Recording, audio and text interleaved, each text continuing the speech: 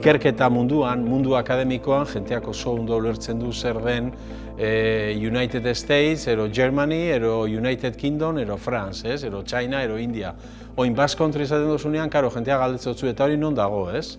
Eta, karo, nolabait, benetako estatus bat, ez duen marka bat, mundu akademikoan zaila da mantentzea. Gero noski ezagutzen dutenek Euskal Herria edo Basque Country hori, noski danak ulertzen dute hemen daukagun onura eta alde positibo asko, ez? Baina marka bezala zaila da, ze ez dauka benetako perimetro argi bat. Nik esango nuke erronka bi dituela Basque Country markak. Alde batetik da perimetro hori definitu eta gero barnean zer jartzen dugun. Orain, mundu akademikoari eta ikerketari buruz ari garenean, nik usten dut funtzionamendu modu gardenak eta bikaintasunaren irizpideari ezin zaiola amorerik eman. Es importante que en iniciativas de este tipo seamos capaces de difundir y enseñar a otros países lo que aquí funciona bien.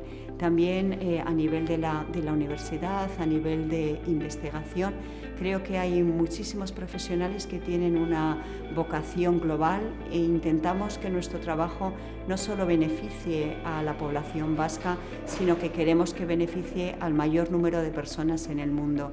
Es el momento de superar fronteras, de trabajar en red y así pues intentar contribuir a esa vocación global de avance en el mundo de la medicina y de la atención sanitaria y sobre todo de la investigación.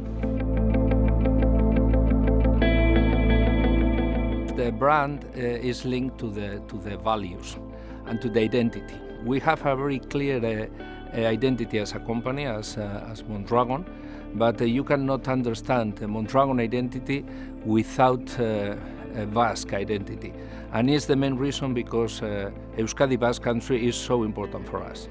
Sometimes we listen to people telling that we are gonna lose our identity because of the globalization process.